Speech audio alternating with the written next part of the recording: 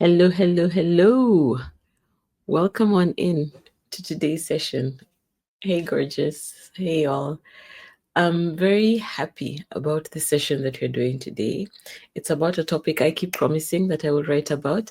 And I have had a number of conversations where I get this question: what is feminine energy? Because there's an understanding that it's different from femininity and all these other things. But what is it? So we'll delve into it. We'll start by talking about the differentiations between femininity, say, and feminine energy. We'll talk about why it's important to increase the balance of your feminine energy. And we'll talk about how to activate your feminine energy. So, this is a good one. This is a deep one. We have a lot of super important truths in this one. So, grab your drink, settle down, and let's have this conversation now. Just checking everything is okay. Let me tell you who I am or where to reach me. That's it. Shirondune.com is the website. YouTube, you have me already. At Lost in Our 40s is the name of the podcast. I am Shiro, and let us do this. Do. Like, subscribe, and tell a friend. If you like this, again, comments at the bottom. We all for it. We're all for engaging in this conversation. So, we start with the differentiation. When you hear feminine energy, what comes to your mind? So, the first thing that I want to differentiate is the difference between sex and gender. I love Simone de Beauvoir. She is a feminist writer. And one of the things she says is that one is not born, but rather becomes a woman. I really loved that. It was quite beautiful. The notion that woman gender is a construct of society. You're born a human being, but then you're taught certain things within your life path that then make you a woman. You're taught things when you're growing up about how women should behave, how girls should be, and that kind of thing. So it's a social construct that's very different from sex. Sex is just the masculine, the feminine. Am I going it the right way? The male, the female. So sex is one thing, but then the gender is this construct that has been created. So that's one differentiation I wanted to make. The other differentiation I want to make is the notion of femininity and masculinity. This again is created by patriarchy. It informs how we should be. Femininity, when I hear femininity, the thing that comes to mind is dressing in frilly dresses, oh, the color pink, having your makeup and hair all done, and that is said to be feminine.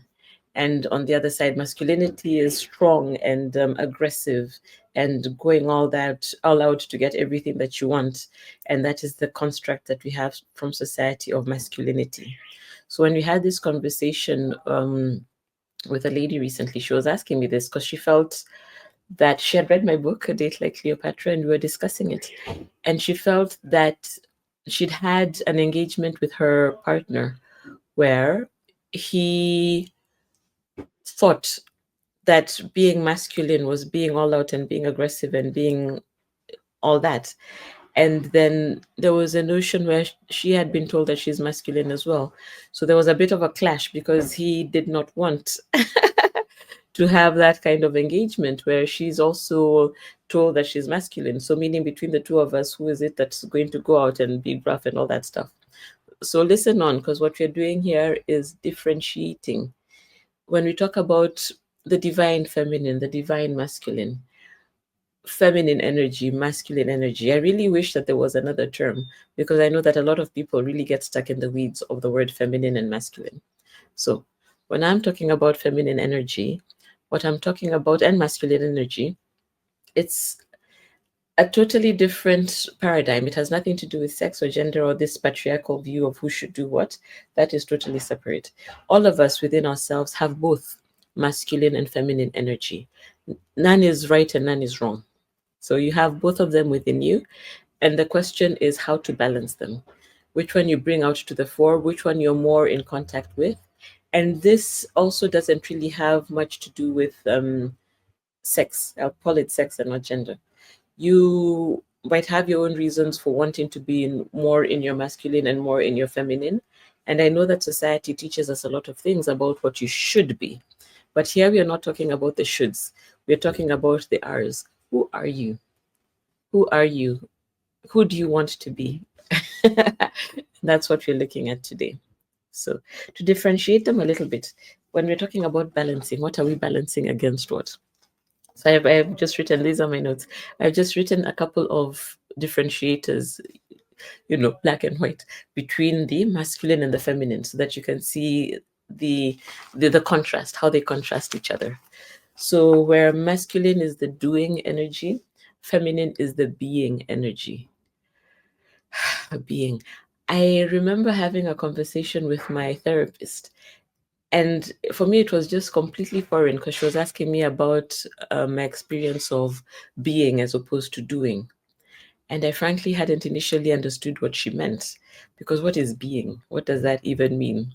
If you're asking yourself, listen on in, this is for you. You need this. You need this. Working versus creating. Aha.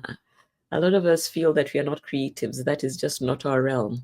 But the masculine is the working, where the feminine is the creative. There's a little noise outside. I hope that you can hear me. I hope you can still hear me good. So we'll get into all of these in a bit more detail, but have these ideas in your head. Then you can see how much of this can you relate with in terms of question marks. How much of this have you never really wondered about? And maybe this is the time, this is the calling for you to think about it. This is why you're watching me now, because the universe has decided this is a calling for you.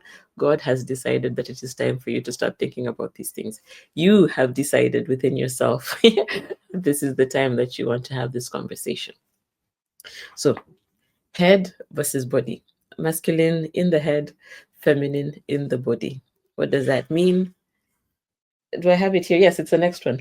Thinking versus feeling. The masculine is more to thinking, the feminine is more to feeling. So when you're in your body, you're with your senses, you're feeling. You you remove your attention from your head and put it within your body, and you note the sensations which are there. You note how the food feels when you're swallowing it. You note how it is like in your mouth. That is feeling. Thinking is more around the this is what I'm going to do, this is how I'm going to manage it. I need to finish this food within the next 2 minutes because I have an appointment. Daddy, daddy, daddy, daddy. Thinking. That is more in the masculine. And I need to, even before I get through all these points, it's not that there's anything wrong with being in the masculine. Let me point that out. Being in the masculine is fundamental to being able to do anything, because as you can see, these are super constructive kinds of roles, whereas the feminine energy is much more relaxed and much more enjoyment. So we need both of them, and we're going to talk a little more about it, because what we're talking about is the balance. Then the next one is masculine is more to acting, while the feminine is more to dreaming. Yeah. Okay. Next one, the masculine is more serious, while the feminine is more playful. Oh, isn't that just great? When is the last time you played? Like really allowed yourself to play? Yeah. We'll talk more about all this. The masculine is more analytical, while the feminine is more sensual, more in touch with your body, more sensual, more. We had a podcast last week with Alex.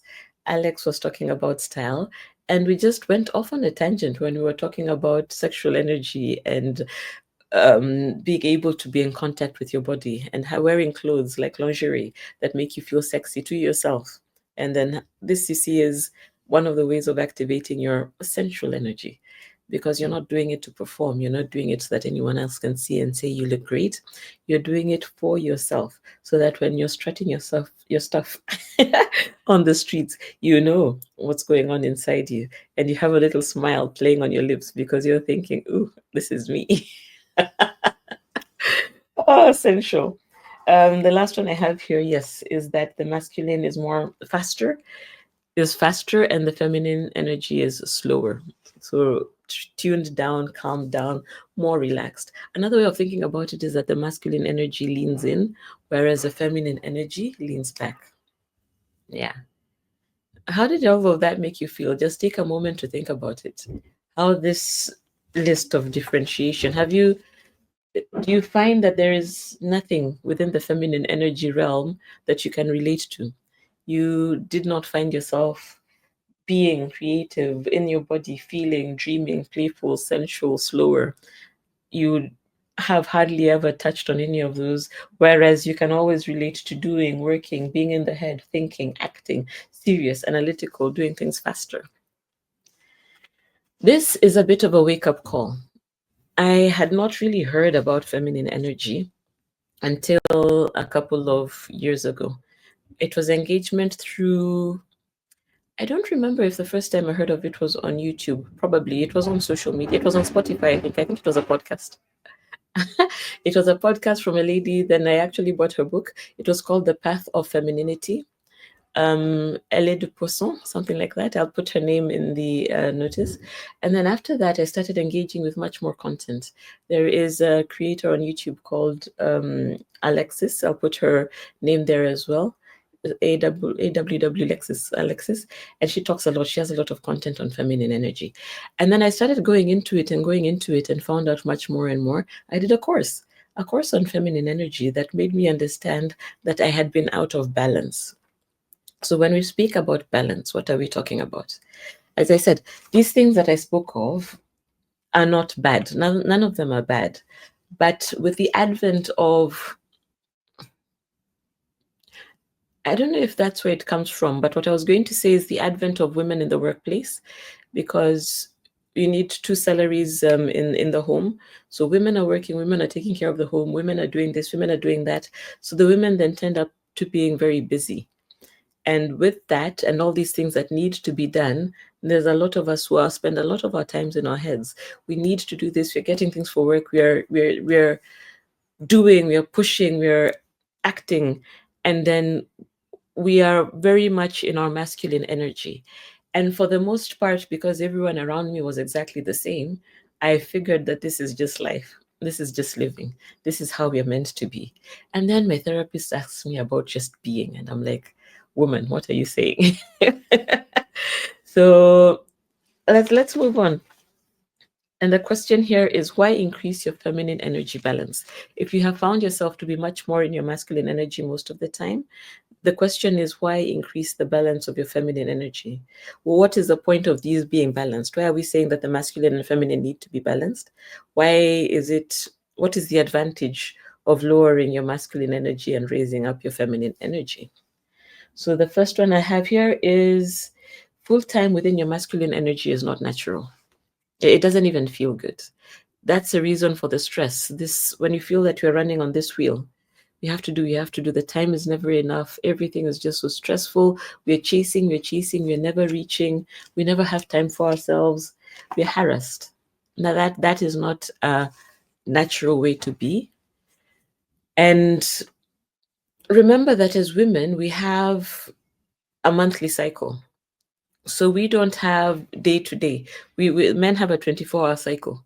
They just go through the same motions in terms of hormones and being. They don't have that much diversity.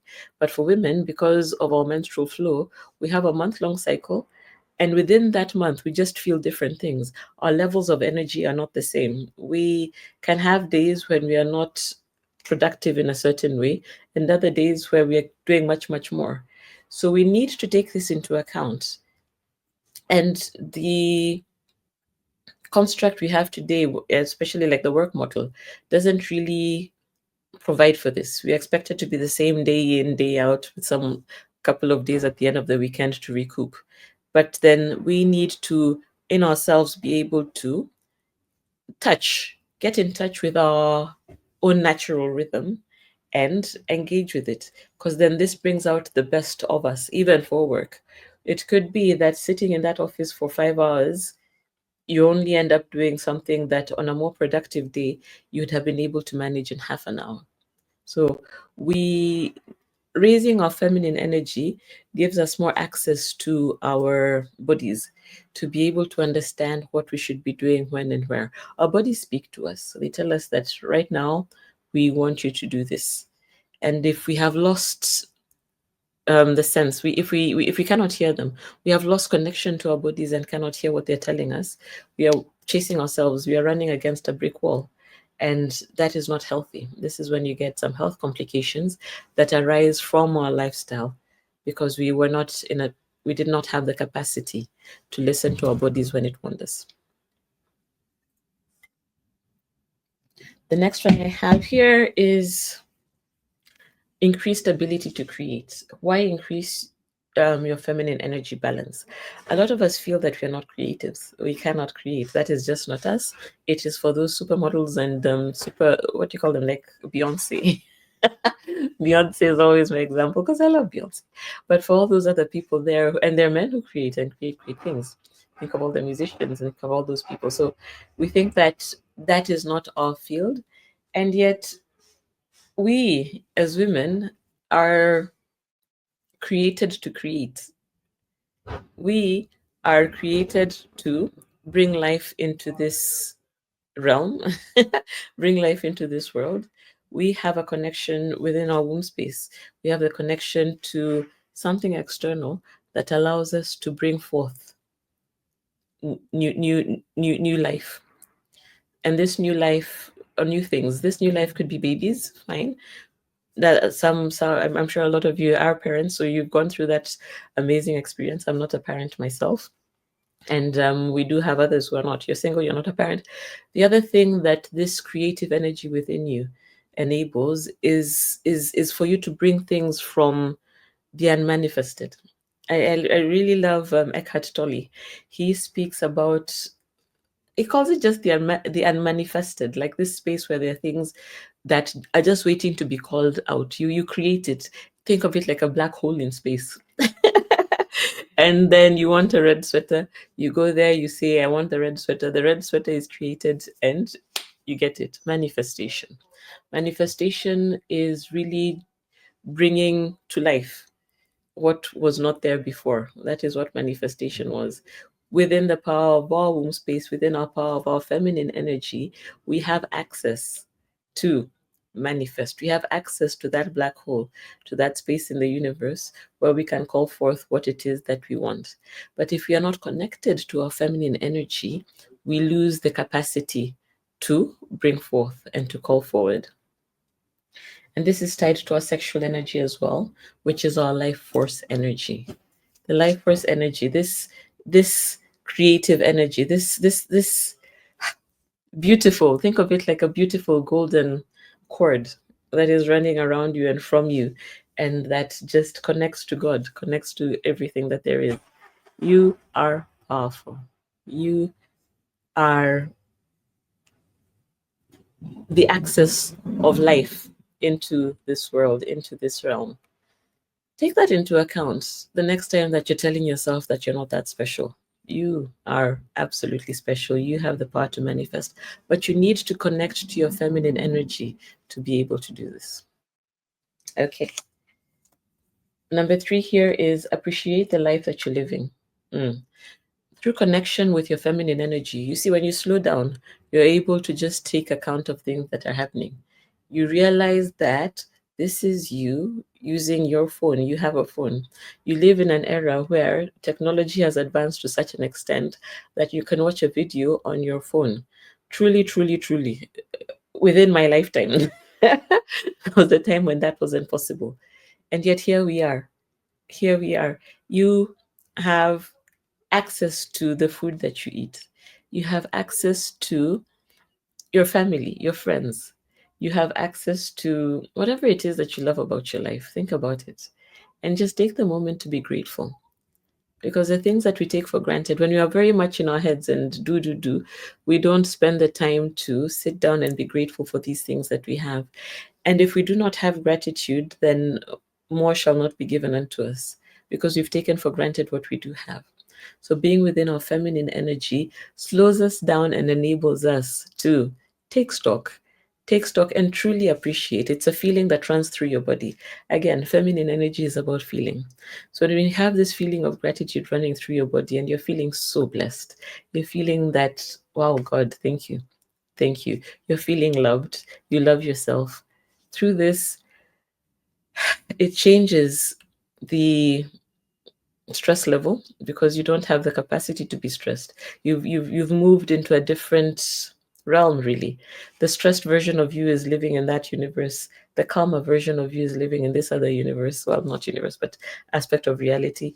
And you then, from that calmer source, you who can see how amazing your life is today, not tomorrow when you achieve that and the other goal, but today, with everything that you have and everything that you do, take the time, pull yourself there more and more often, and sit down and think about how grateful you are for what you do have. That enables you to manifest. It puts you within the manifestation space because, again, just as we said before, you've calmed down, you can tap into your feminine energy, and then that takes you into direct contact with your life force energy. I love this. Oh, so good. And calming, it calms your nervous system. When you're living this stressed life and everything is running, running, running, that activates our stress responses. So you have the adrenaline that's running into you. You're on fight and flight. You're constantly juggling, and it's not, again, healthy for the system to constantly live within that state. You're not meant to live like that. You're meant to face danger, look at it, then the adrenaline comes, and then you get away from danger. You shake off, you shake off the exposure that made you get into the stress response, and then you go back to normal. But if we are so constantly on the run and on the push, we don't have a normal. Then our normal becomes the stress. And you'd be surprised to understand that our bodies get, what's the word? We get addicted, addicted to the stress response. We love the adrenaline because it just makes us feel good. We are so used to it. We are so used to it that we crave it. And it reaches a point that we start creating it. Look within your own life and see if you've ever found a situation where you created stress. You are the example that comes to my mind is that you were just about to leave the home and you couldn't find your keys. You looked and looked and looked and looked and you were getting late, and then your stress was really rising because you can't be late, you can't be late, and then the keys were in your hands. Your glasses were in your head.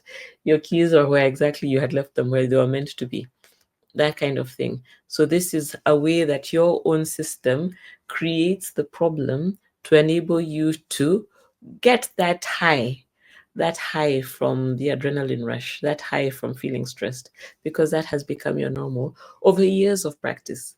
You have been living that way for such a long time that your body knows that, that is what you want. So if we tell you to sit alone in silence for 10 minutes, that stresses you out. You can't imagine doing nothing because that is not your sense of normal. You need to be agitated. You need to feel that things are not going okay for you to feel okay. So that's part of what we're talking about. We're talking about moving away from things that we're used to doing to get a different response.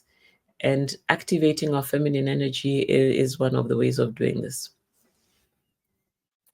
The next one here is, improved relationship dynamics. Hmm.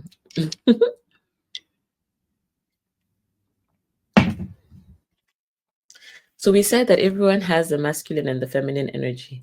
Men and women have masculine and feminine energy within them. Everybody, that's a given. So since we have been, and I'm generalizing here, but a lot of us, a lot of women in 2025 have been pushed towards engaging with your masculine. We just see it every day. We think that this is normal. This is how we live our lives. We need this way of being because it's the only way of being that we know. Men are also in their masculine energy in 2025 because same reason, that is just the way they know, this is how the world works. In fact, what has happened is that women have been taught, excuse me, taught from disengaging with their feminine energy to be able to survive in the world as it is today. Excuse me. To be able to cope with the world in 2025, to be able to live in today's society, we are taught that these things that I listed, the creativity, the feeling, the dreaming, the playing, are not practical. You can't do all those things and earn your keep and pay your rent. So we are then moved more into our masculine energy, and the men are already in their masculine energy. And what happens in a relationship dynamic is that there's a problem. Masculine and masculine do not mix. It's like magnets. It's like north and north pole of a magnet. They repel. You cannot have the same type of energy within a relationship space. It just does not work. There is just repulsion. It does not work. And so now that a lot of us have been taught to be on our masculine energy, then we find ourselves chasing men. Chasing is a masculine energy trait because it's the doing, it's the action, it's the moving. Whereas we're meant to be in our feminine energy, leaning back, waiting to be chased, enjoying our lives, being playful. And we find that there is a conflict. I said that yes, like poles repel, and opposite poles attract. So if you have the masculine and the feminine energy, that comes together, plays beautifully, like yin and yang. I like that image of yin and yang. Exactly that. That if it's properly balanced, there's none that's overpowering the other in yourself, but also within the relationship. This is how it should come together, a meeting of the masculine and the feminine. So I think I have a story here. Did I have a story? Yes, it's a book. It's a story I also share in my book, Date Like Cleopatra. A story of, I won't give you all the details, but the long and short of it is that I was in a relationship where I was really, really chasing. I was in my masculine, I was doing, I was organizing, I was really, really getting into it. And the natural reaction of the man was that he was repulsed. Masculine and masculine do not attract. So my being overly leaning forward made him have to lean back, which means that then he was forced into his feminine energy and he did not enjoy it. That is not what he expected to bring into the relationship. He did not expect to be chased, he expected to do the chasing. And yeah, it was repulsive to masculine energy. We broke up. It did not last. And it took me a super long time to learn that it's built differently. And some people would say that it's not fair. It's not fair. We shouldn't have to play games in relationships. I recently did a video, and I'll stitch it into this one, on, well, I'll show it in the end, on playing games, because I had a notion of playing games because I would say I do not play games. But then I came to realize that whenever I spoke of playing games, what I was meaning was that I wanted to be in my masculine energy. I wanted to be doing, I wanted to be acting, I wanted to have these formal conversations that I was leaning in, I was chasing, I was trying to make sure that things are the way I want them to be, because I was not used to leaning back. I was not used to receiving. I did not realize that that was an option for me. And because of that, there was a lot of conflict in the relationships that I had while I was not playing. So the advice there is not necessarily to play, but to look at what it means when you say that you are not playing. Okay. Work dynamics. So in the workplace, when you talk about feminine energy, how would increasing your feminine energy play a role in at work for you at work? And we have here, increased creativity. You're leaning back, you're in your feminine energy, you allow yourself to relax, you allow yourself to feel the sun on your face, you slow down, you allow yourself to just notice things as they're happening. You move through the world with curiosity. Yeah, you engage with people in a wholehearted way. So not always just I need to do this, I need to do that. You're more present and you're taking the time away from do. You're taking an interest in these people. Oh, is this what you do? Is this, yeah, that kind of thing. So creativity means that you can come across different or new ways of doing the same things. Because you had a conversation with Eileen at the coffee machine, then you realize that she's doing a particular thing that you are looking into as well. And she's done it a number of times and has a tried and tested way of doing it. Then you find that you don't have to reinvent the wheel. You ask Eileen how she did it and she helps you. And suddenly there you are, you saved yourself 5 hours of work.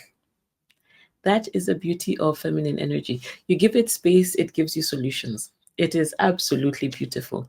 It's trusting, trusting in your right to relax and lean back as a woman.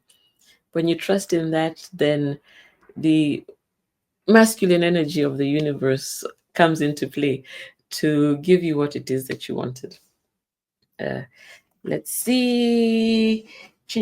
Oh, I have an example for myself. Oh, yes. So the example I had was that I was getting a little frustrated at work because I wondered, people didn't understand me, and I wasn't sure why they don't understand me. I could tell that they don't, which was already a good step on my part, because I could say something and realize that the person I'm saying it to didn't hear me. And I was at a loss. I was speaking English, they speak English. Why did they not hear me? And I could tell they didn't hear me because sometimes when I explained it again differently, then they understood it. And I was like, but that's what I said. Or even worse, someone else explains exactly what I've said and then it's understood. And I'm like, but. I read a book. The book is called Thomas Erickson, Surrounded by Idiots. So much as the title sounds very harsh, it speaks about communication styles, and it divides people into four colors: red, green, blue, and yellow. And it says that how people hear things depends on which of these styles they belong to. So if you can figure out what style you are and figure out the style of the people you're speaking to, you can figure out how to change your messaging to be better heard. This, I promise you, is feminine energy. The reason I fell upon that book was because I had decided to make some changes within myself. I was doing some inner work. I wanted to understand this. It wasn't just that those people are terrible, it was more, there must be something about me as well that's at play into this. So when I sent that message out into the universe, I chanced upon this book and I read it.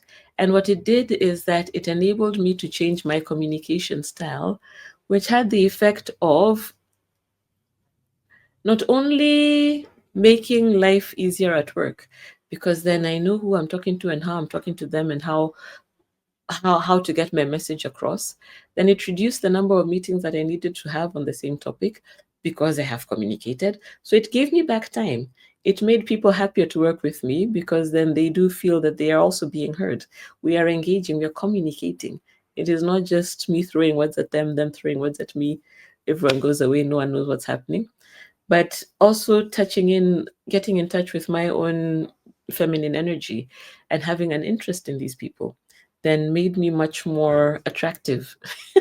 Sounds like a wrong word, but attractive as someone to work with, because people left meetings feeling better. People left their engagements feeling better. Whereas before, they probably would be saying, "Nah, nah, nah, that was just that was a rough meeting." I have here that I push less and achieve more. How beautiful is that? Because we're also talking about energy. So exerting less energy to get a greater output. Feminine energy at work. So you're less stressed, enjoy work or the people at work more. You become a better team player. So that was something also from that story. If you can dial down your level of stress, your level of faster, faster, faster, and engage with your body, calm down. You realize that life is not this battleground. The workplace is not this battleground. You're all here to do something in common, and you can help each other in achieving it. And then you find just ways of being calm. Even when people say things to you, you do not need to react. And we'll get into that. If you're not reactive, then you're enjoying the workspace much better. And the means of not getting reactive is to work on yourself. Inner work is everything. Inner work is this process where you turn the microscope internally within you and get to understand the things that trigger you, get to understand why they trigger you. If something happens to you and you have a split second reaction, think back, sit down with yourself quietly. And I did this morning. I experience all these things that I tell you. I did this morning. It's a lifelong journey in trying to figure these things out, in working to make your life more enjoyable. This morning, I've realized that I was a little stressed when trying to figure out what to wear. I just felt angsty and stressed. Then I just sat myself quietly, just there in my underwear. I sat myself down and I asked myself what was going on. So I closed my eyes, tried to tune in my attention internally, feminine energy. Tune in my attention internally and ask myself, what is it? What are you feeling? A bit of that conversation made me realize that I was feeling hungry. Then I asked myself, why does the hunger make me feel angsty? What's going on? Then I realized that it was tied into a childhood experience that I'd had. I've mentioned it on this podcast before, where I had a nanny who wouldn't feed me. And then I just started feeling agitated, like things are going wrong, everything is terrible. So then I had a conversation with my inner child to calm her down. So the child who was 3 years old when that was going on, I visualized her again, just with my eyes closed. I visualized her within my body, and I asked her how she was doing. I asked her to explain to me what she had gone through, how that felt like, and she did. And there was a manager. I'll do this as well. I'll do one of these sessions on the managers and the firefighters and these kinds of persons who exist within us and deal differently with different things. And it was a whole conversation to calm down this inner child who was so stressed. And I engaged with her. I see her as she was. And then telling her that everything is going to be okay. We've worked on this, everything is going to be okay. There's plenty of food. You do not need to panic. Working with the manager, working with the firefighter, and just having everyone in play and saying that I'm the leader, I'm in charge. I'm older now. You were 3 then, I'm 46 now. We've managed. We've managed to get through that situation that was so difficult. We have been living our lives. We're good. So that is the inner child work that I was doing. So inner work. And in getting that inner child away from that situation that she was in then, I then was better. I calmed down. My stress response was resolved. I brought her into my heart. I gave her a hug. That's what I love to do. I love to hug. There are very different versions of my inner child that I keep meeting. And I try to get them out of whatever situation they were in at the time. They share it with me. Sometimes they don't, and it's okay. You can go back when they're ready to. And from that, I gain access to a wider range of myself. That means that the next time something like that happens, I will not have the same trigger. I mean, I will not have the same response to the trigger. I will not react. I will not get angsty because I was hungry. No, I'll be able to feel it through. And triggers come in many shapes and sizes. A lot of triggers come from other people. So I should bring this back. We're talking about work. So in the workplace, because you meet so many different kinds of people, it's very easy to be triggered. Someone says something and you think, oh, they didn't never even listen to my suggestions. The thing to do there is ask yourself, why is that where you went to? Who never used to listen to your suggestions when you were young? When is the first time that you had that reaction? When is the first time that you felt that? And you do that work. You go back to that time in your childhood when that happened, and you sit with that inner child and you watch what they were going through. And you console them. You tell them that you hear them. You tell them that you see them. You tell them that that wasn't fair. And you'll help them manage it out. It's parenting yourself. You help them manage it out of themselves. Yeah. You engage with them and tell them that you are here. You're now in 2025. You're now this age. You tell them how old you are, and you tell them that you can now manage it. And what this does is that it removes the trigger response. You might find that the next time you're in a meeting with that person and they say the same kind of thing, your mind doesn't automatically go to the same place because you have cut that connection. That connection is not there anymore. Then you can be curious about why it is that they've said what they've said. And it might actually be that your idea wasn't that good. So you're no longer reactive, you're curious, and then you're able to grow. I feel that I have belabored that point, but I do hope that you get it. Um, Another thing is a change in perspective about what you consider work.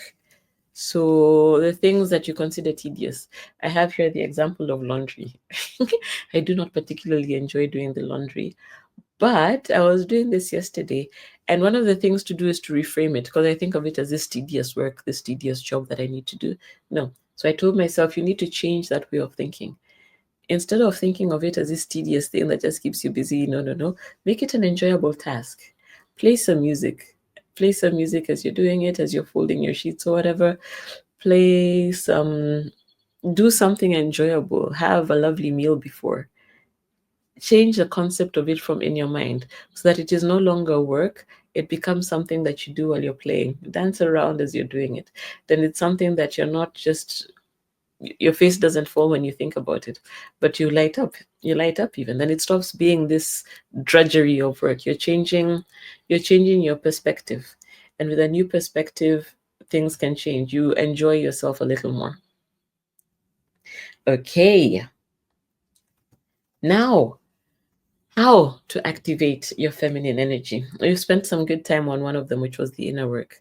The inner work is absolutely key. Doing your inner work is how you free yourself from these little prisons that you live in without knowing. This reactivity issues that come up. This is you not being present. When you're reacting, you're not there. Because what is happening is that your system, your mind, has connected something that is happening now to something that happened when you were a child. And that connection means that you are not engaging with the situation as it is unfolding here and now. Your body is here and now, but your system, your thinking, your mind is back to the 3-year-old you. And because of that, you're unable to engage. You're unable to be in your feminine energy, first of all, because your feminine energy is being in your body and it's being present. You need to be there and feel what is going on at that point in time. So this hijacking that takes place means that you are not present, and the thing that comes out to you when you react might have nothing to do with the situation as it is then. So the people around you might wonder why did that happen. I remember seeing a program on TV recently where someone had such a terrible reaction to something that someone said that no one could understand. I understood that his reaction had nothing to do with what was actually happening. He had gone back to some point in time when things were terrible. So he was being fully aggressive against a poor guy for saying the sky is blue. Maybe when you were young and you were told the sky is blue, that was code for you're about to get a whooping. So it's important to do that, to do the inner work. And I have here the fact that there's nothing too big that happened in your past that you cannot work out now. It can be harrowing. It can be difficult. That I personally have had a time of this, but the point is that you will pass through the dark night of the soul, but it won't kill you. That is your pathway to. It's like the fire for. Is it steel? Or whatever it is, the metal that is being purified has to pass through some fire and then be beaten up and beaten up before it is shaped to become something new. It is you going through that transformation. It is you moving from this state of reactivity to a state of life, to a state of living. You join the living. You come to be present here today and now. And that's what life should be about. You shouldn't be existing. You should be engaging. You should be feeling. So do the inner work. There are lots of inner work prompts. I've given you a couple in this video.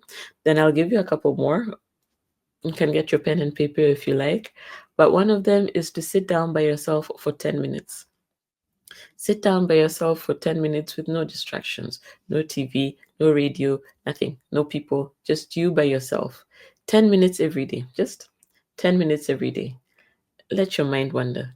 If initially you feel you cannot even find 10 minutes in your day, which is possible because it is your system trying to stay where it has been before. We like the stress, remember? So telling us to sit calmly by ourselves is uncomfortable. Do it. Find 10 minutes, sit by yourself, and it doesn't even matter what you think about in that time, but notice it. Notice what your thoughts are. because this then helps you engage, understand where your mind goes. When it's on autopilot, your mind goes in all manner of places. So just watch what your mind is thinking. You become the observer, as they say. This is Michael A. Singer. You become the observer. You're observing your mind. And you don't need to try and tell it, don't do this, don't do this. We are not meant to be thinking about this. You're meant to be Zen. No. Just watch it, let it go where it goes. And in that time, just be. Try to just be. And you can increase this time over time. The first time I got this assignment, it was from a podcast as well. And I did it, and exactly what I'm telling you, I could not imagine what I would be doing with all that time. Now I can sit for an hour comfortably by myself. Okay. Why? Because then I've learned how to tune into like nature. I love nature. So looking at the trees, looking at my cats, I have two cats, or just being by myself, just calming. It's really, really amazing. And it can take just practice just like that. Your first assignment.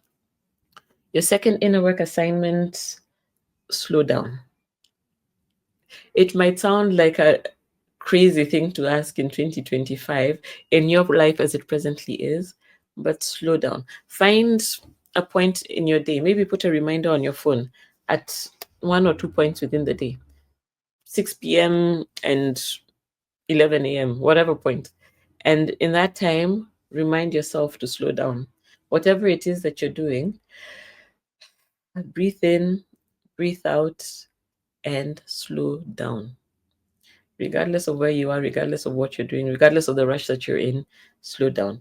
You'll find that slowing down doesn't necessarily make things move slower. No, they say more haste, less speed.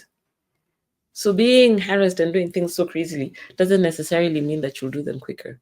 Again, slowing down might give you an avenue of sight into something that, into a pathway, into a new route. You're in traffic, and then you put your head up and realize, there's a road that way, and you take that way, and you end up getting where you wanted to be much faster. So, do I have another one? Those are two. Oh, engage your senses. That's my favorite. That's my favorite. Engage your senses. I've spoken about it on this channel quite a few times, but listen. In those 10 minutes, if you're wondering what you're going to do with yourself, listen to your environment. What's going on? What are the sounds in the room that you're in? What are the sounds in the next room? What are the sounds outside? Listen. What's the furthest sound that you can hear? Engaging with your senses. It doesn't sound like much, and you can engage with all your senses. It doesn't sound like much, but doing these things helps activate your feminine energy, something that's been dormant for such a long time. It helps switch it back on. And switching it back on is what you're saying gives you access to all these things that we've been speaking about. Another one would be get yourself a gift. Buy yourself a gift, something that you've been wanting. It could be as expensive or as cheap as you want it to be. It could be something as small as a sweet. If it's something that you really, really want, get yourself a gift and just tell yourself that this is a gift I've gotten for myself. I just have that message within your own space. You create space for yourself to be important, to be worthy of a gift from you. And this is teaching your masculine energy to give to your feminine energy, teaching your feminine energy to be able to receive. Because as we said, they're not bad. We're not killing the masculine energy. No, the masculine energy is super important. You cannot live without it. The masculine energy is like the structure. It gives structure to enable the feminine energy to just play and be loose. If without the structure, you're not able to do anything. There's a time I tried it. I was trying to just live within my feminine energy. It was beautiful. It was lovely. Being in your feminine energy feels wholesome. It feels beautiful, really. You just lean back and everything just feels, and that's actually it. Feminine energy feels. Everything just feels amazing, abundant. You're just in a good space, but you don't get much done. Masculine energy again is the doing. So you need to balance the two. What I did was that I learned to create the structure, the planning, The masculine energy does for me the planning in terms of the things that I need to do, and the feminine energy then engages in it. The masculine energy wrote the notes, and the feminine energy is the one here telling you stories. Try it. This is important, especially for you who's trying to get away from the rut. You just feel that the way your life has been going is not fun. You're not enjoying yourself anymore and you're looking for something else. And maybe you're thinking it has to be a fling, it has to be a change of your job, it has to be cutting your hair. Do this. The thing that you're looking for is within yourself. You have the answer to everything. You have the answer to your life. On my site, you'll find the course Finding Me. Finding Me is actually quite a lot about getting in touch with your feminine energy and how you can be at the center, how you can engage with yourself to not have to ask other people for their opinions. Because you're so centered, you're so connected to God, you're so connected to your higher self. You have everything that you need to reach out into the world as a full human being. You've connected your masculine and your feminine. You're confident. You're powerful. You're bringing in beautiful things into this world because you are worth it and you believe in you. Girls, I totally appreciate having you here. You are blessings to me. I appreciate you. I love engaging in such topics with you. It makes me feel like I'm sowing seeds that are much needed, sowing seeds into earth that was really needing it. So I pray that you enjoy it. I pray that you take it in, and it would be really good for you to try the exercises. Feel free to get in touch with me in the comments. Tell me which of the exercises you liked, which one you tried, which one you weren't able to. I love it. Like, subscribe, tell a friend about this podcast, and I shall see you in the next one.